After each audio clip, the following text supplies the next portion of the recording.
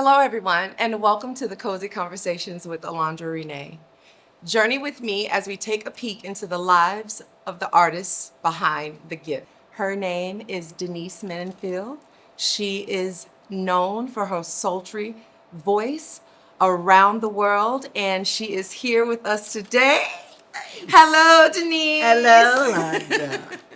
So welcome. So firstly, I just want to say thank you for coming on. Thank you for your time and thank you for everything that you are about to share with us. So I just want to know, how did you get involved in singing, and when did you first realize that this is something that you felt good doing? Well, first, I've always, I don't know, as a kid, I always wanted to sing and play music. So I was in school. I never thought I would be a vocalist, though. That was really far off. But I had a music teacher, and that was in elementary school when I was playing flute, where I learned how to play flute. And he heard something in my voice, which prompt him to give me some notes to sing. And I sung him. He said, okay, well, you're going to learn a song now. And then I went on ahead and learned the song to front the jazz band at that time. This was in elementary school because he was losing his singer because it was graduation time. So after sixth grade in the United States, you go on to move next. So you need another singer. And I learned the song and I started singing with the jazz band. Still playing flute because I still wasn't sure yet if this was really something I was going to pursue. So as I continued to go through high school, and I got to high school at least, basically, I started pursuing other singing, chorales and different stuff in that. Then put myself in more musicals. Then the church that I belonged to started an actual choir. We don't do instrumental music in the church that I came up in, but they had a cappella singing. And the lady that was instructing me, her name was Sister O'Dear. I never forget her, but she put this group together and she kind of like kept pushing me. From there, all the combinations of all these people telling me I needed to sing more, that's where I said, oh, I don't have to carry an instrument anymore. I can carry it here. So I started pursuing that more so, versus, and I put the flute down, unfortunately, after 8 years. But I still, every now and then, I have a hankering to pick it up. That's awesome. So you are an American vocalist, and you are from California originally. So tell me more about the upbringing in California and how that encouraged you and influenced you. Well, my mom and my dad, they were very, encouraging for us in the arts. They pushed it because they seen that it was something there. There's 4 of us. I have 2 brothers and a sister. And both my 2 brothers are musically, talented and, experienced right now. I don't know, they always encouraged us to do it. So that was a lot, that was a lot. Instead of saying, you need to learn your studies, of course, but things that we wanted to do musically and stuff like that, they pushed it, they encouraged it because they seen it was something we loved to do. My mom, her family basically did sing. Most of her family sung. Her father did. She did too, but she never did it as a art. It was, she just sung in church. And she never thought she was much a singer, but she actually had a very good voice. My dad, no. No singing at all, but he was happy to watch us and to put us on. Other than that, we didn't. Oh, and I had an aunt that sang. So through those little influences, I said, okay, maybe this is where it was. But it was funny because at home, that wasn't something that was done. Yeah. Like a lot of families, and especially if the kids are singing too, and the parents have any ability, they sing with you. But it didn't happen that way. Art all came from outside in the school systems and different stuff like that. Okay. So even though they encouraged your talents, it wasn't really a big thing in the household. Right. So for me, that's where the we have a lot of that in common, but that's where the little difference Yeah, is. Like yeah. they nurtured it in different ways.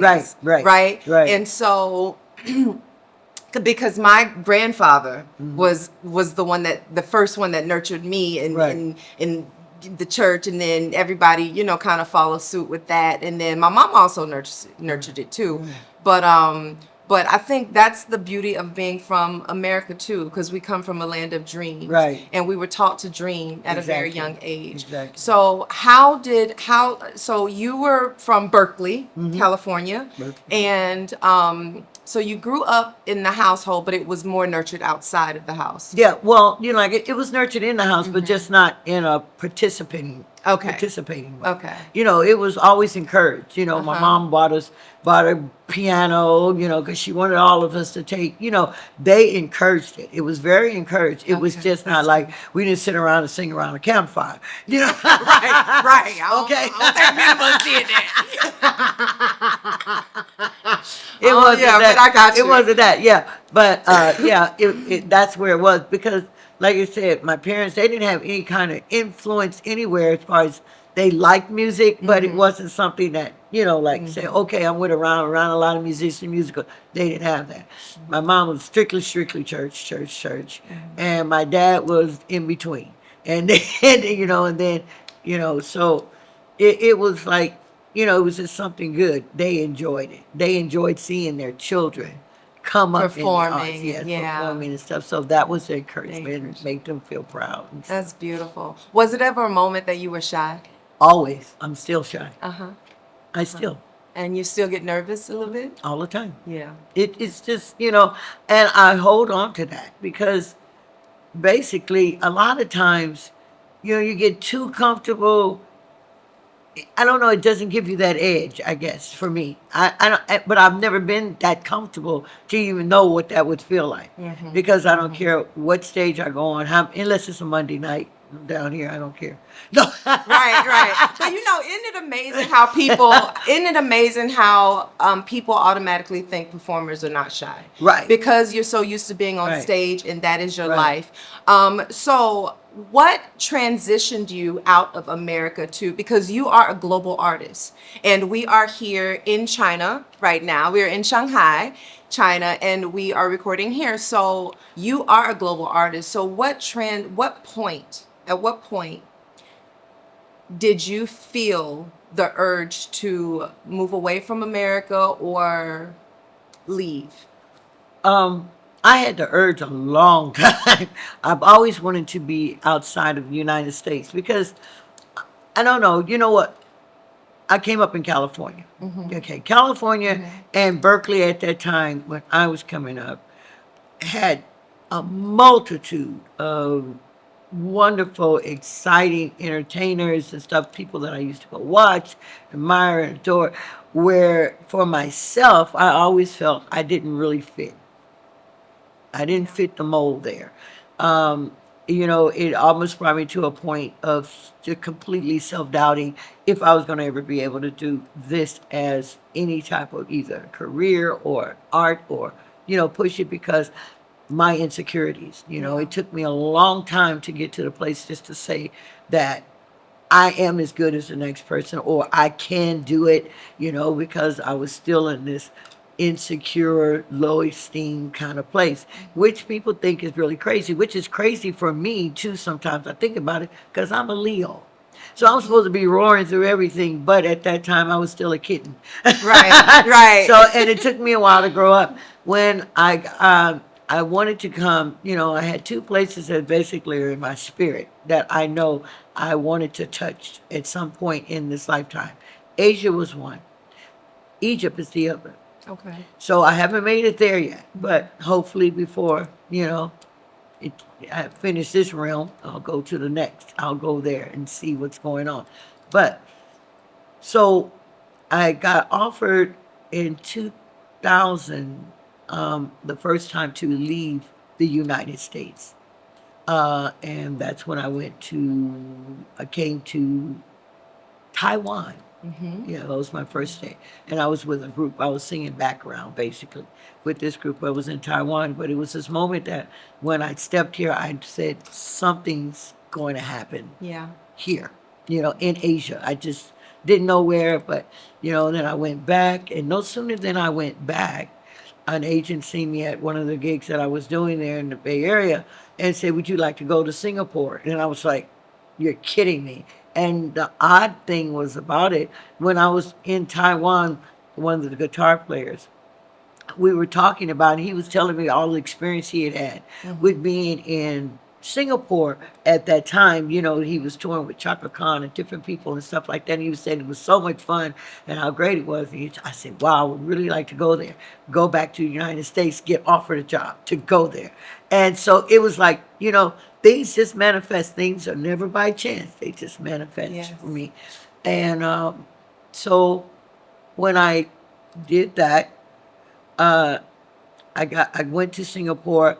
I fell in love in Singapore. I thought it was the most beautiful and greatest time I could be because I just felt comfortable. I didn't have to worry about the language barrier because everybody spoke Singlish. It wasn't English, it was Singlish, but it was enough. It was easy enough for me to understand. So, and it was just, it was just really, really heartfelt. Then from there, I went back to Taiwan, did a tour. Then I went back to the States. And that was crazy. Things happened. Stuff fell apart. I was ready to go again. And I didn't think I was going to be able to come back. And they called me back. They said, "Will you come back?" And I said, "Yes." Got on the plane, went, and I said, "I'm not leaving." Yeah. So and especially because, well, I had people that were saying, "Okay, if you want to stay," because I was inquiring, because my spirit was saying, "You need to be here.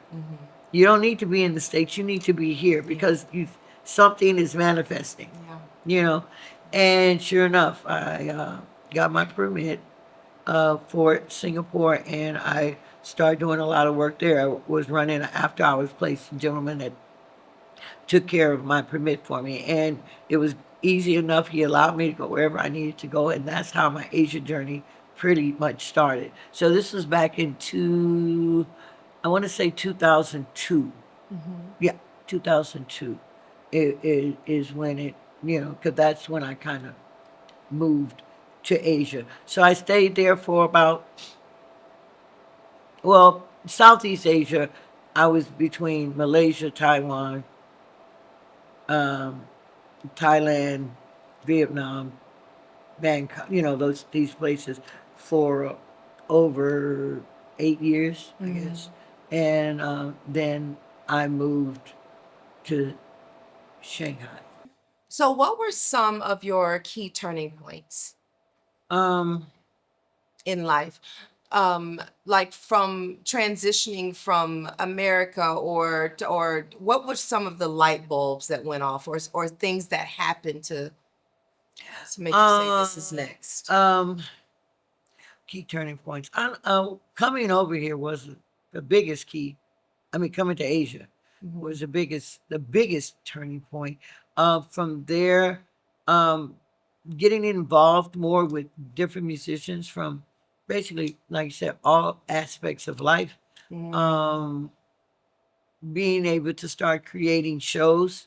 I think when we started doing the big shows here, that was a big turning point for me because, I mean, although I was always quote unquote producing myself, I never really tried to step out to produce or to put together that big of a project. I mean, I had 10 singers, and no, I had 10-piece band, 12 singers, and we put on a major show, So that was very exciting. And that was a big turning point for me because it was something I actually proved to myself. Um, but I guess also being in certain clubs, because it seemed like one of these things where the places that I've gone, I've usually been able to build, to bring. So it's like, okay, I'm a first timer doing this. And so I wanted, that eagerness to try. So I was able to do that. Trying to learn this AI stuff. This is now. This is the turning point Yes. right now. Yes. Trying to learn how to be more productive in this technology world. That's a turning point for me right now because it's something I really feel I have to do more than I want to do. Yeah. So, but musically, yeah, just just the whole thing, just and in me, you know, I get key turning points almost every night. So, oh, I did something different.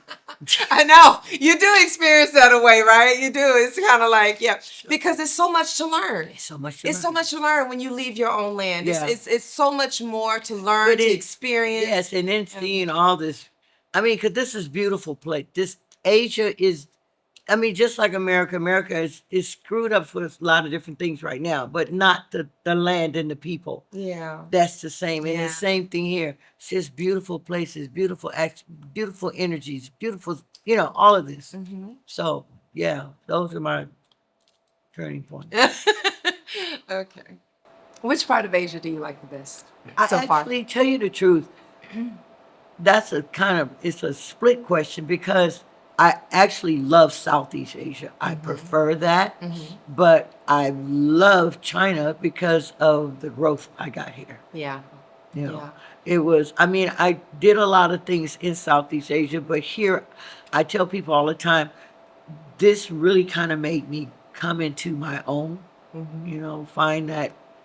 Well, Asia period made me come into my own, but I've seen myself growing in different ways here. I like that you said that because I felt the same way. So I felt a little of a stagnant point before I left America, to your point. And once I moved, it felt like a natural move Right. for me as well. Right. Right. Right. And I feel like there's a lot of growth to be done here, and I've grown a lot as a person. Right. Because it gives you a different level of confidence. Yeah, it does. Right? Yeah, it does. Do you feel that? I feel that musically. I feel that for everything. You know, it's really funny, but you know, for me, although you know we're here with the people that they say quote unquote knows nothing about our music, but that's crap. You know, they know they know a lot of the Asian culture knows more about our music than we know ourselves. And this is really funny. But the appreciation, this is what makes you feel okay. At home, it's so saturated with so much stuff. People take a lot of stuff for granted. A lot of stuff falls up under the cracks and the bottom, and they never be recognized. Unless you are, I hate to say it, selling out or just, you know, this is what it is. You don't have that purity. Here you can be and grow in the truth of what you're doing. And that's what I appreciate, you know. And the inspiration comes more. It I does. appreciate that as well. It does. It is saturated. It is highly saturated. I find that to be a blessing. It is in a blessing. some points. Yes. But also I find it to be a little dampening because it does make you less confident as a person, as an Exactly. artist. Exactly. When there's everyone is doing it, right? Everyone is doing it. And what I appreciate about here is the studying of it.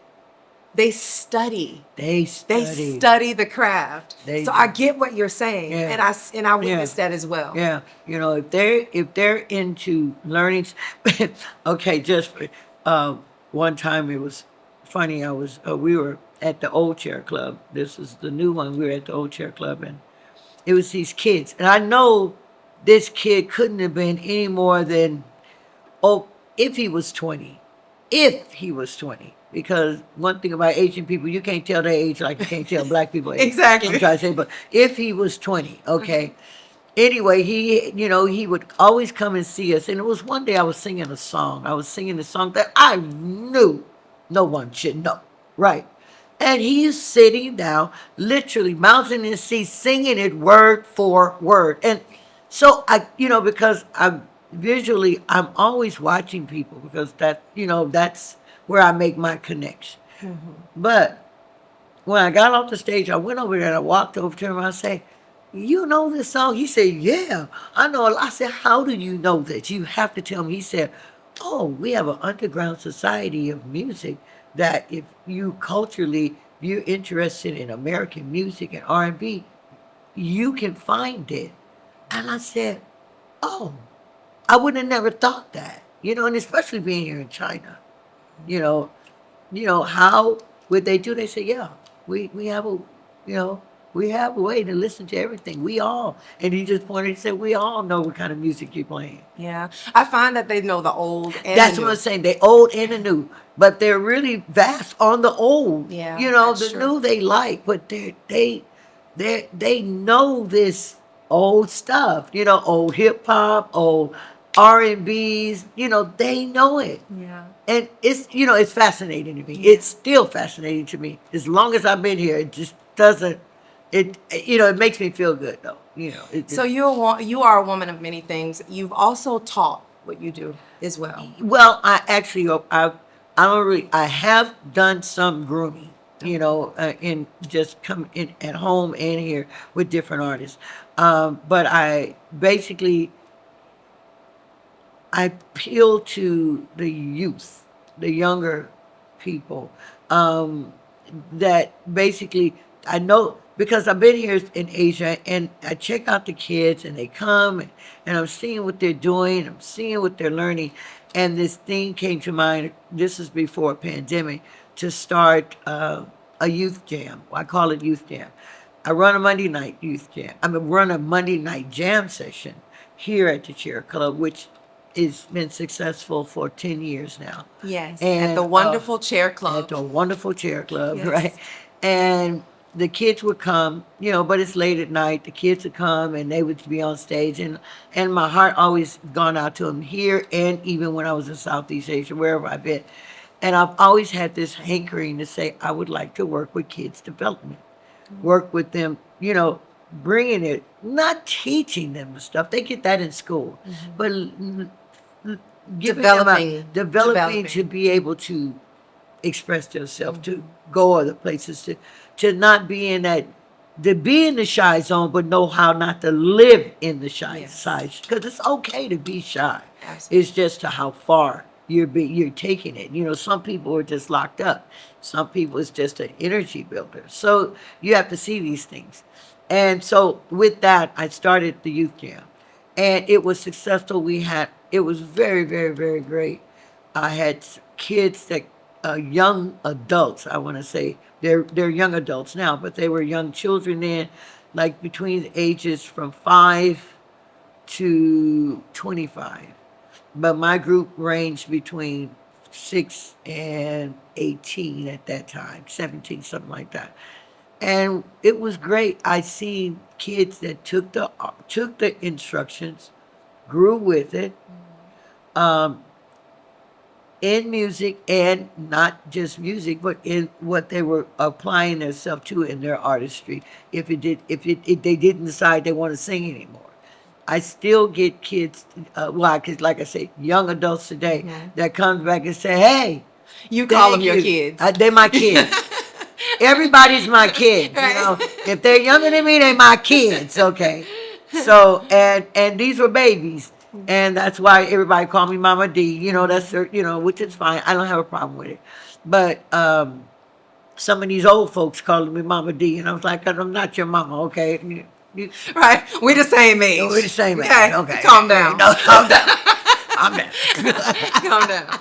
But you know, to have them to come back and say, "Oh, you helped me," you know, maybe they're not singing or playing an instrument, but what they got was to be able to be open Yeah. as whatever they are in their artistry. If they're a fashion designer, if they're a speech, you know, if they want to be a debater, if they want to just be in a company and being able to flourish through it, I was able to give them something.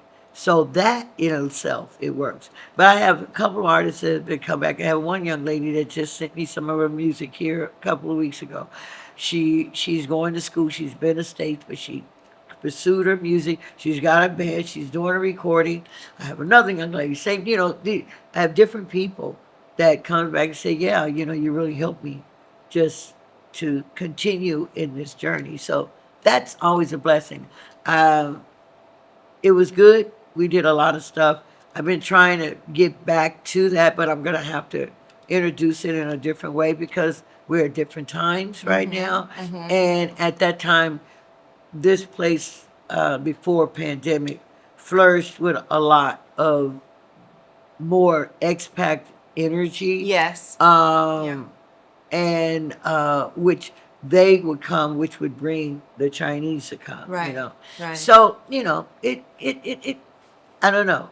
I feel like we're in an ever evolving space Yes. because here's the thing about China. Policy changes all the time. All the time. Right? Every day. And I look forward to policies changing according to, you know, what we want to do and the things that we want to bring and the people we want to help and inspire and things because we hold a weight. Yeah. We hold a weight. I feel like everyone from different lands hold their own weight. Yes, they do. You know, because every land has its own ignorance and every land has its own intelligence. Exactly. And I feel like we're bridging gaps, Yeah. so to speak. So now take me to. I feel like everything we do works together because I'm going back to your point where you were talking about different artists and whether no matter what type of creative you are, right? Right.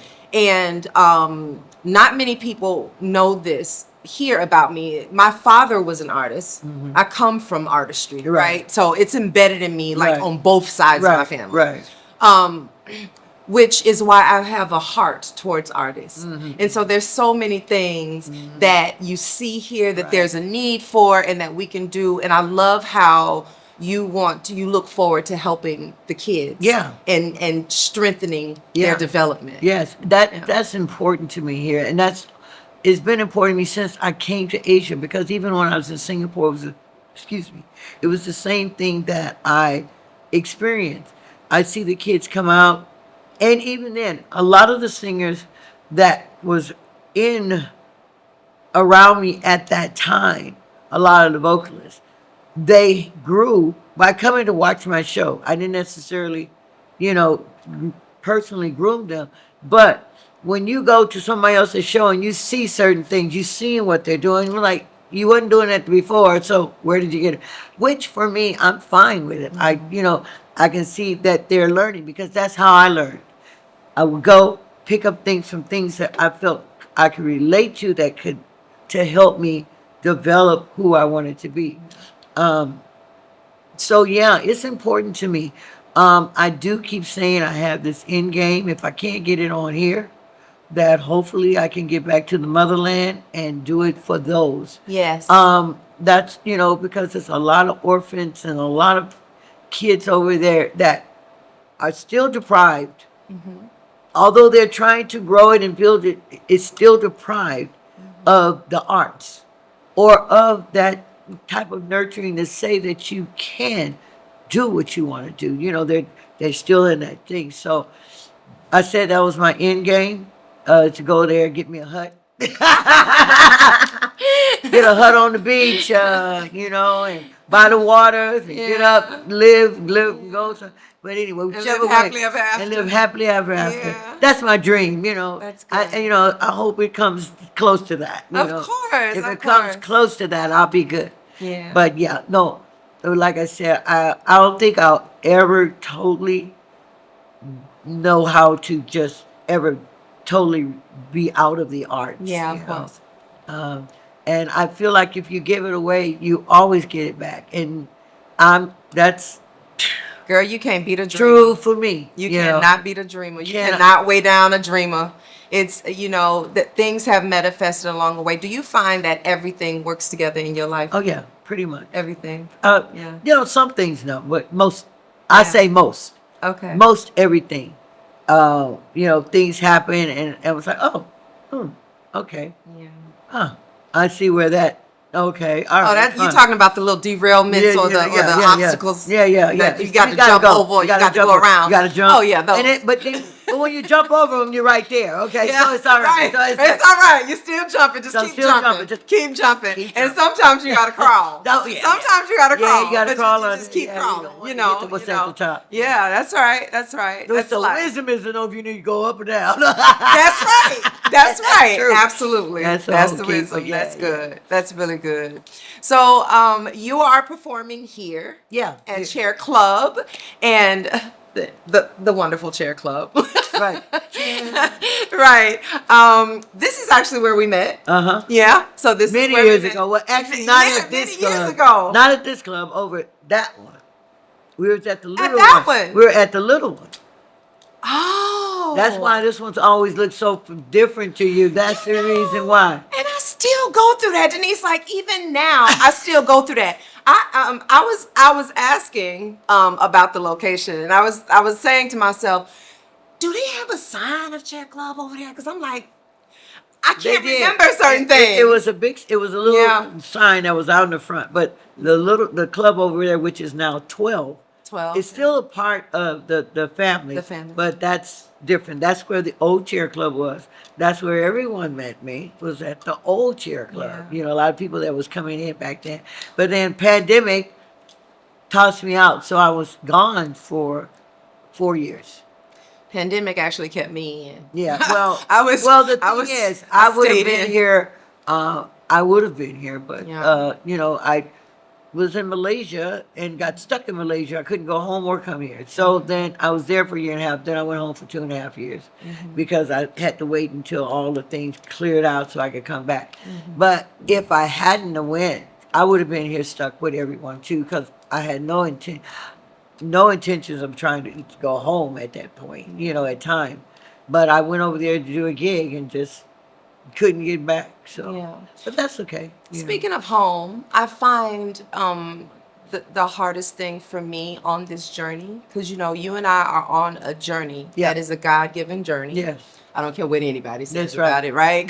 Because as natural as I feel on this journey, I know that it's It has to be. divine order, right? It has to be. It has to be. So being that we experience that,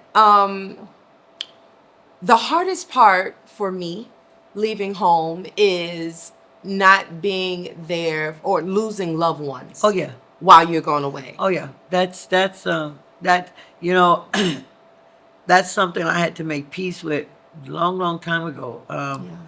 And I tell people all the time, I say one thing about living abroad or living out of your country, someplace that you, especially if you've been there, you know, for a long time, is you have to make this kind of peace within yourself, and it's a sacrifice. It's a that sacrifice. you're going to lose people. You're going to, of course, miss people. Yeah. You know, thank God for technology. You know, I at know. It least came we at a can- good time. Yeah, at least we can talk. But see, when I first started coming overseas, this is the thing. This is so funny because when I first started coming to Asia, all this was just on the breaking edge. Yeah. It wasn't even in. You know, you're talking about 2001. It was on the breaking edge. But it was funny because at that time, we were just really getting into having cell phones. And when I came to Asia, they were into the that we had them, but not in the capacity that they had them here. You know, they were texting and all this. I didn't know what that was. I was like, what are you doing? They said, text. Text what? You know, Yeah. all I know is if dial a number, it call, you know. So through that, and, you know, my mom was alive, God bless her soul. She's resting in peace, but she was advocate to learn how she could. We had to get these cards, and she had to put these 10 numbers in, and then the 10 number that we, you know, because the numbers are different here. But she did it. She was determined. I'm gonna keep up with my baby, and it was really funny because I used to laugh, just laugh at her about that, on just the simple fact that I said, Mom, you only one. She said, I'm going to get a card. I'll call you tomorrow. Blah blah blah. You know, so I would call her. She would call me. Yeah. But we had that ability to be able to talk. And then later, as I continued to stay here, then we went into Skype. We learned WhatsApp. You know, at least, you know, she learned how to do Skype. I mean, she was just so happy about that. You know, I always laugh. I have to tell a story about her and Skype. My mom was funny. She was a funny lady. She was more comical than what most people knew. But when she gets her moment, she was on. And I think I pick up some of this stuff from her. You know, she was one of those people that she would make up words. She would, you know, she might call you whatever. You know, like your name? Oh yeah, you would have been Landy or Lon or anything else. Anything other than Alondra. She would not have said that. Yeah. It was just been one of those things. But when she learned Skype, I told, she learned it. I taught her how to do it. And she was just so proud she learned something on the computer because she ain't just learning the emails and stuff. So she was taking a complete computer course. And one day I called her and said, Mom, what you do today? She said, ooh, you'd be so happy. I went I taught my class Skype today. I said, Skype? And she was teaching it. She was. That's cute. Skype. I said Skype, Mom. She said Skype. He said Skype. Okay, and I said, okay, you did it. Did you teach them how to? She said they didn't know nothing about it. And I thought to myself, they probably did, but they didn't know it by the name. Right. But she was excited about it. So like I said, that's when I come back and I said, thank God. Thank God I had that because I was able to communicate with her. She was able to communicate with me. My family, my kids, we could talk. Yeah. Now, that's the bottom of the list. You just pick up the phone and go like this. That's now, true. That's true. And you have the FaceTime. Yeah. You have the, But losing people, that's been the hardest. Just like here recently, I just lost a dear friend, musician, a phenomenal musician, Mr. Rodney Franklin. He's known worldwide as well. But he passed away a couple of weeks ago. So, like I said, things like that, yes, it bothers me. I have to go through my moment, reprocess, and go through it. But also I have to understand this is a part of life. This is. And people come and go all the time. My time is going to come too. And the people, I hope they remember me too as well. Yeah. I can't, one thing I feel I have to do is we get caught up a lot of times loving family and holding so dear to them that we don't know how to let go. They have to what am I saying? Transition. Transition at some point in time, just like you do. Yeah. But they also have lived their life and the way they wanted to live. Yeah. This is what I look at. People, our families, our friends and stuff, they're living their life the way they want to live it. So I have to live mine the way I want to. Right. I want to be there for when things are happening, but I know I can't because of the decision I've made. So I have to find that place to find that peace with it, and not feel like, oh, I'm crumbling, I'm breaking every time. Because if I do that, I will break. Yeah. I will break, and I won't be able to do nothing. I might as well just move home and be there. Yeah. So it's not selfish. No, I just find out that people misunderstand the journey. This is just what I'm getting ready to say. It's not being selfish. They just don't understand it. This was my path. Because going back to what you had said about basically making the journey over here and understanding, when I decided this is a path, it's a journey that has kept me sustained in what I love and have kept me moving on what I'm doing. I love home. I love being at home. And if I guess I could get this same feeling and this more comfortable thing in my life at home and felt like this is a place I needed to be, I would be home. I was always taught to go where the provision is. That's it. Right? And what people don't understand about this journey is that, there's a connection with all of this, and sometimes it comes off as we're being selfish. Yeah, it or does. it comes off as we don't love someone as Exactly. hard, or it's misunderstood. But when a journey is chosen for you because you're going where the provision leads you, Right. and you're going where you are called to be, Right. The level of sacrifice becomes a point to where you start to understand the sacrifice even more. Right. And because a lot of people back home think I don't feel, but I feel everything. Everything. And I'm like, me not feeling and feeling everything This don't is go what I'm together. saying, right. So it's like sometimes the understanding of leaving and wishing you could be back for moments like that. Yeah. But understanding it at the same time. like I said, we have to go through a process, and like you said, people think that we're not processing it. People think that we don't feel anything, and it's not. It's so far from the truth. It's so far we from feel the truth. everything, but we have to learn how to process it. I mean, even here, I mean, I have lost some very close people to me Yeah. right here. Not just they died, someone called me, I'm lost in front of me. Lost just so I know about loss. Yeah. You know, so it's just but you know, you just coming to grips basically with just life itself. Yeah. And that's where it comes to. And understanding that this is something that happens. It's a transition, it has to happen. It's nothing you can do about it. We just don't know when.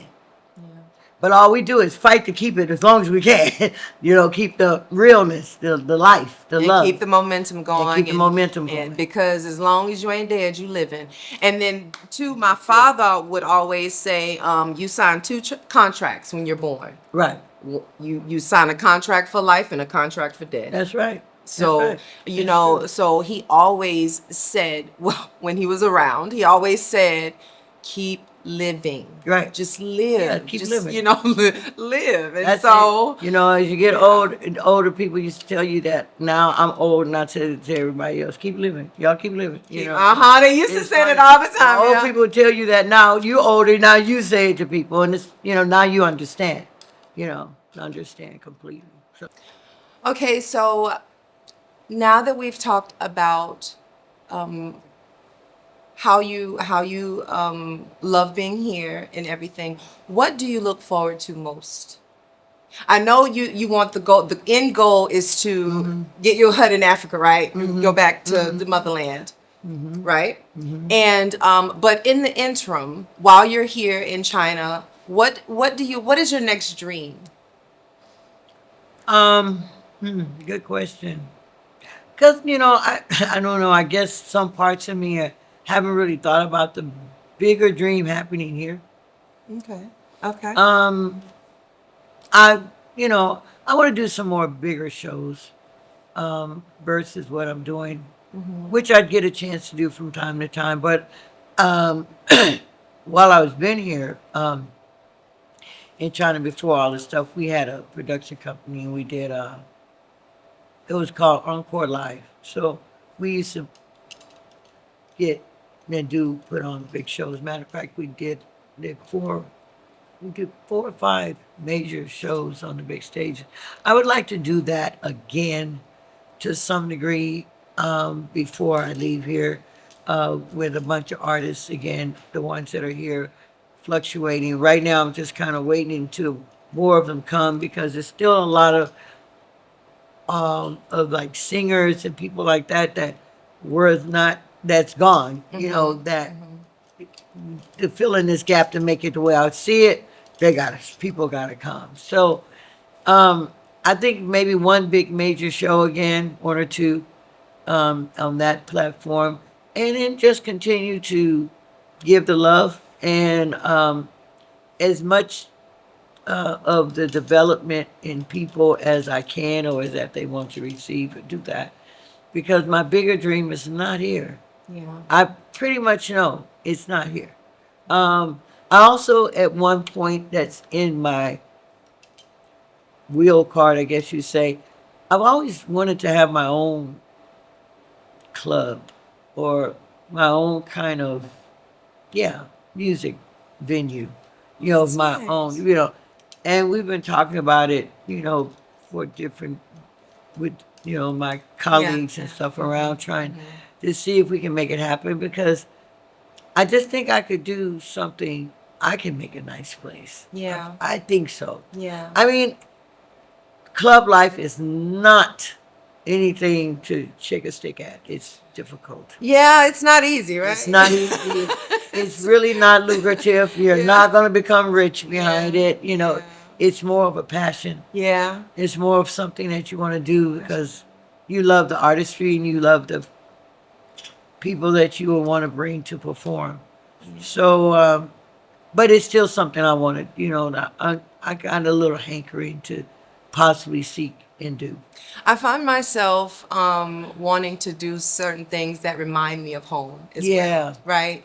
You need the nostalgia of it. And that's a really big thing for us, like especially growing up singing and then going to different clubs and singing in clubs. That's where we got a lot of practice. I think that's why one of the reasons I keep saying I want to do it. Yeah. Clubbing. That form that we know is that form. Yes. Yes, You because know, they're that- different. It's different. They're different. It's completely different. They're different in other places. It's much different than it is, here. And and I've seen some of the best upscales and the best thing here, but Yeah. I see even in that, I see so many different little things that I know if I was at home, it would not be. And it would make this, it might make it different, it may not. But here again, it's like, where? Yeah. Yeah. That's been the whole moment is trying to figure out where. I love China. Yeah. And I want to, like I said, I want to continue to do, I know my journey, my purpose here is to give the music, is to give love, is to pass on messages to the people, even if they're not even understanding the words. Yeah. They understand the feeling. Yeah. They get the impact. I tell people all the time, I don't care where I am or what I'm doing. I could be with 1,000, but if one come up and say, "You changed me tonight," that's the one who I needed to. That just continue to deliver that. That's the one that's the most special. Not the one everybody. Oh, you're great. You're good. You're good. That's funny. But what did you feel? Yeah. That's always my thing. And I get sometimes it's funny, sometimes it's not, because I get a lot of, especially young people, who run up and they go, "Oh, I just love you, love you, love you, love you," and they go through all of this, and it's so beautiful, to have that, but it sometimes is a little bit overkill, but I'm okay with it. I am okay with it, and I keep telling myself I am. I just, this is learning. This is thing. Now, this is something I really have to be, that I work on consistently all the time, is learning how to be patient with it Yeah. and understand it, because I know it's all out of just pure, I'm curious. You touch something in me that never been touched, and I don't know why, so I have to reach out to you. I understand that, Yeah. but the funny thing is people don't understand. Sometimes I'll be touching myself with certain things. Yeah. What And I'm you saying? need a moment. And I just need And a you moment. need a moment. Yes. I just need to Yeah. kind of rein it in. Yeah. And I'm like, Yeah. I can't breathe. Yeah. I am, Yeah. Like, let me come down a minute. Just give me a moment. Yeah. Yeah. But I just, understand. like I said, I guess, really serious back to just continue here, whatever it is before I leave this place, it's just to be able to continue to deliver Yeah.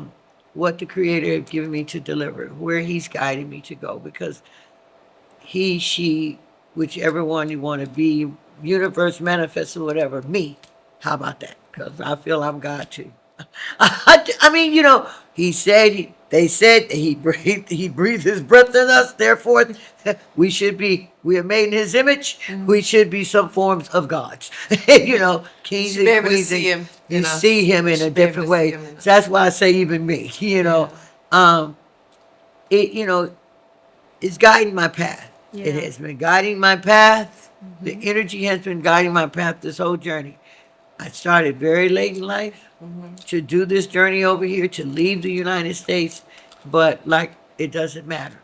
It doesn't, because I feel like since I've been here, I've gotten younger. Me too. Well, Like, we learned from Prince way That's back in the right, day right. that age is energy. Age Age is ain't number the number. complete Aaliyah said it best. Age ain't number the number. Ain't nothing but a number.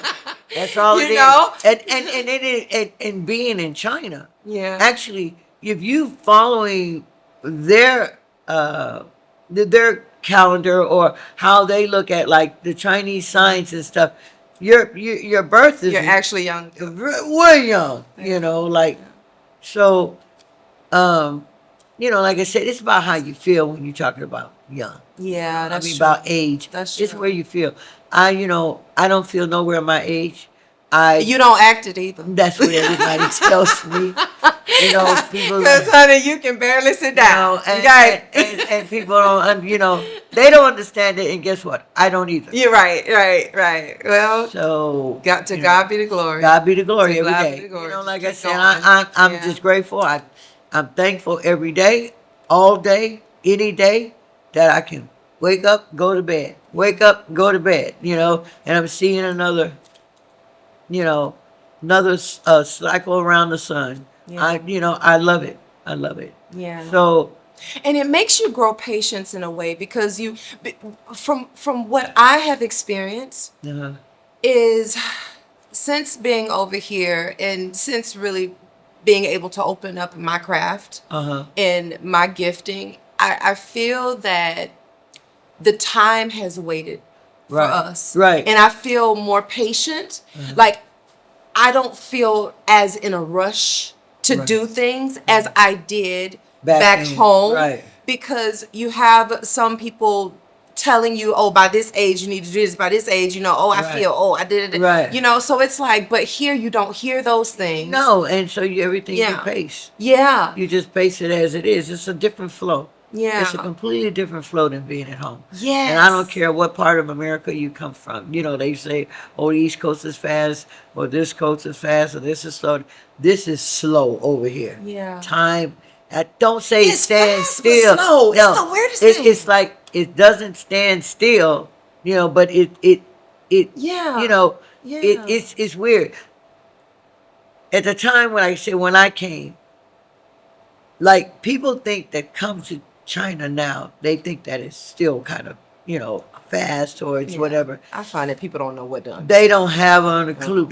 From when I came here, it was a whole nother different thing. I'm sure when someone else came before me, it was still another different thing. Like still the transition of life, just people just growing in different areas and stuff. So, but we took a hit when the pandemic hit, but the world took a hit. So everybody's now on a rebuilding stage everywhere. Everyone. Everybody. Yes. This is not something just here in China. Yes. But so, but like I said, at the end of the day, it's all good. It's all good. And yes, just follow the flow. People want to buck against it. No, if you go on the ocean, more than likely, You're if gonna you're have to true follow the to flow, it. yeah. See, it's another thing. It's one thing about saying you're riding this ocean and you decide you want to maybe turn the boat a little bit. Fight No, against the wave. Fight against the wave. Just for a don't moment. fight. Yeah. Because it's going to bite you back. Okay, it's as simple as that. So if you follow it, more, and sometimes we fall off. Yeah, we of have to course. fall and get back on. But Of course. if you follow it, you should be good. Yeah. So what is one of the major lessons you've learned since being over here? Personally, like anything. How to love me. Yes. Yes. How to love me. Oh, that's so good. Yeah. I say that too. Yeah, because you don't have any distractions. You have to take it.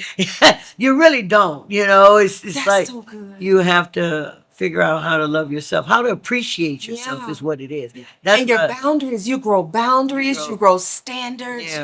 Yeah. Yeah, you figure out how to love you Yeah. and nurture you. And nurture And you you. give yourself what you need. Exactly. Because that you have the time to do it. Yep. You can do it. Yeah. That's one big thing that, like I said, for me, I'm so grateful that I've been over here. I've been able to sustain myself Mhm. in something that I love, my artistry. Yeah. And to be able to groom myself even in that area. Because Yeah. even that was, like I said, from where I was singing in 2000 to 2001, I am a completely different artist. Yeah. Completely. It's like I evolved into something else. And each day I evolve into something else. I feel that way. Each time I hit the stage, I evolve into something else because that's what I want to do. Right. And I can. Right. And I don't have anyone to tell me, oh, you shouldn't do it like that. Or it shouldn't be done like this. Or it has, no. I'm doing it because this feels good to me. It aggravates my soul for people to tell me I can't do something. I don't ever want to talk to him again. I don't want to talk to him again. I don't want to talk to him. It It makes aggravates my soul. Yeah, it makes you grow up. It makes It you makes believe. you grow up. And then once you love yourself in a different way, the stuff that you used to accept Exactly. just to save face, Just to say face. it goes away. It goes away. Very It goes quickly. away, and then you start to attract the right people in your, you know, that honors you because you honor you, Right. and that's a real thing. That's a very That's a real real thing. Now, of course, you know, there's a few bad apples on every tree, so you know, You you don't go expect- to a new tree, honey, Yeah. you experience those bad apples, You know, and that's fine. that's right. Because they're gonna fall off anyway. They're gonna fall off, die. and that's what it is. So Ain't gonna fall far away. no longer there. So and no longer there, but it falls off gracefully, Right. And it's a beautiful thing. It's a beautiful thing when it comes and goes, Yeah. right? Right. Because you love yourself, Right. Right. It's yeah. This is good. This is real good. So so that's what's next for you. The artistry development, Yeah, definitely. still going, Yeah, that's- and performing on different stages. And also, you know, I want to say too, it's just kind of popped in my mind when we speak about something that I would like to really have manifest here. I mean, I've worked with a lot of people, a lot of different clubs and stuff here. But speaking, we're gonna bring this back to Chair Club. The owners here, he's a musician himself, and he's a phenomenal musician. And he's, as long as Yes, he's been he playing, he still does not believe in himself. That's just, you know, that, I mean, he's not shy, Yeah. but that total confidence that he really needs just to put, Yeah. but he's working on it, and I can Yeah. see it, so I understand. But this place here, when he asked me, the first time he asked me, he said, look, I'll do your work for your visa, whatever, and you come and help me build this club. And that was Chair Club, the little one, the first one. And that's what I did. I did come, and we made it. And we made it map for him, and he was excited. Now we're at the big club, and because of the pandemic and stuff, see, we're going through a teeter-totter. So one thing that I really would like to see is him to get balanced. And if I can help him get it where he's comfortable, then I feel like I've done still what he wanted me to do. Because he's a great guy, Yeah. and he's passionate about the music, and he's passionate about the artistry, and he's passionate about people from other places doing music here in China. He wants that to be known, you know. He's always, and I'm not just saying people of color, I'm saying people Everybody, in the global. artistry, It's a global stage. just people Yeah. in the artistry. Yeah. You know, he had mentioned, he said, oh, I want an all black band. And I was like, okay, I understand. But he just wants the music side of it. Yeah. You know, that's his way of telling me, I want that kind of energy that I see when I see a black group Yeah. perform, you know, Yeah. or whatever that they give. I want that in my club. And I understand it, you know, but I just want him to get to a place where I know he's smiling, he's happy. Yeah. If I could do that before I leave here, that would be a great accomplishment for me. I feel like, Again. Yeah. well, that's a part of your journey. That's also a part of my journey, to help artists in any way possible. Help the club promotions as far as like, look, we're here at Chair Club. Everyone know Chair Club is here. If you're anywhere in China, you're welcome to come to Chair Club. Visit Chair Club is here. It's in Shanghai, and we'll put where it's located when we finish this. But that's what it's about. That's Yeah. what it's about. It's about promoting the entire stage. Yes. The performers who perform on the stage itself, where it's located, Yeah. and the owners, and let's just all work together to make Yeah, things celebrate. happen. So that's what it's about, and I am so excited that you were my first in Shanghai, China, y'all. So there will be a lot more to come, but before we leave, Okay. we have a game to play. Oh, God. We have a game to play. Okay.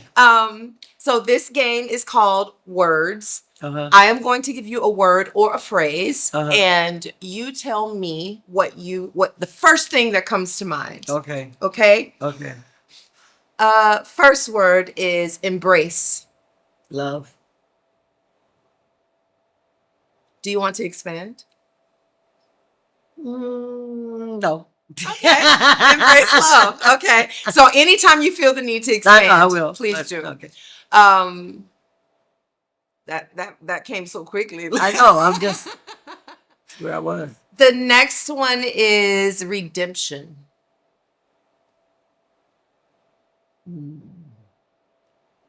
Oh, that's hard. Redemption.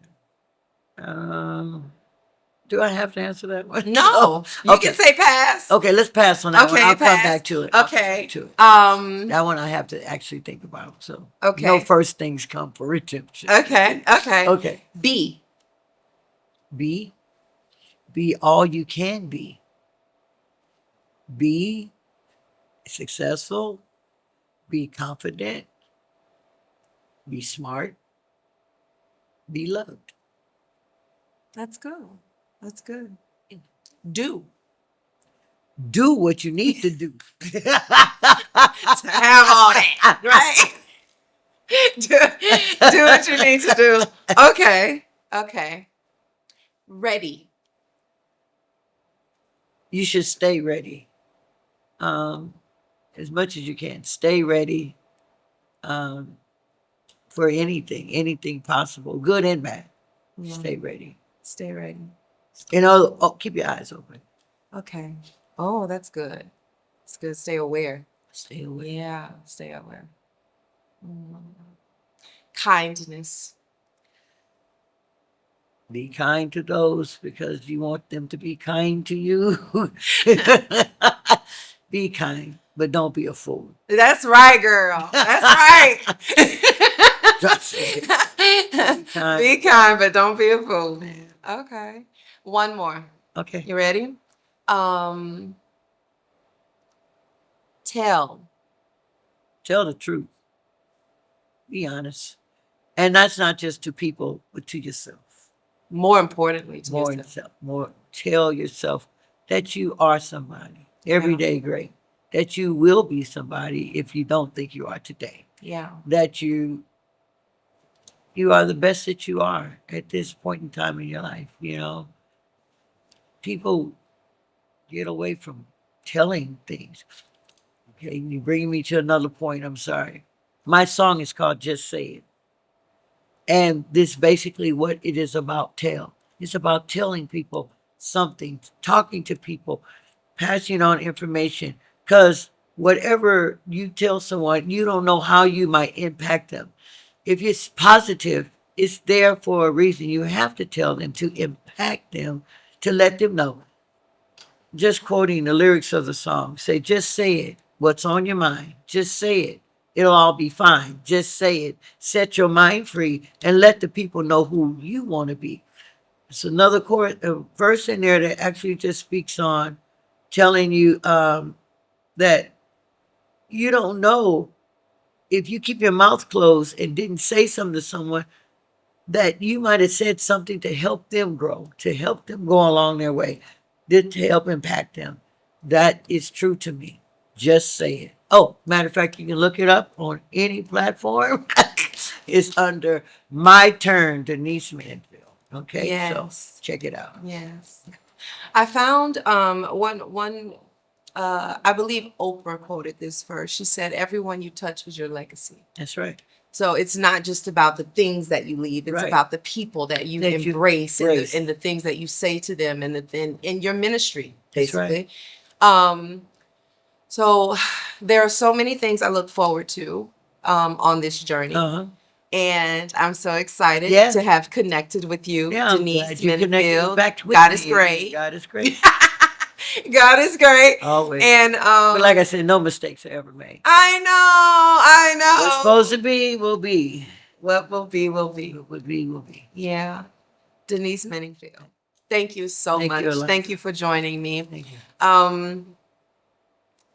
We're here at the Chair Club. Again, we'll leave the location in the comments. So don't forget to like, share, and subscribe. Yeah. I'm happy. Oh, and you can find Denise here at the Chair Club on what nights? Monday, Fridays, and Sundays.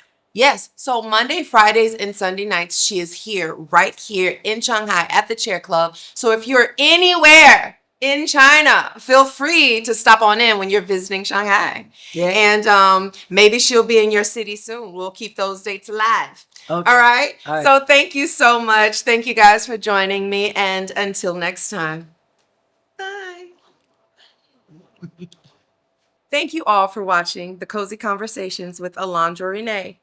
Don't forget to like, share, and subscribe. And until next time, be blessed.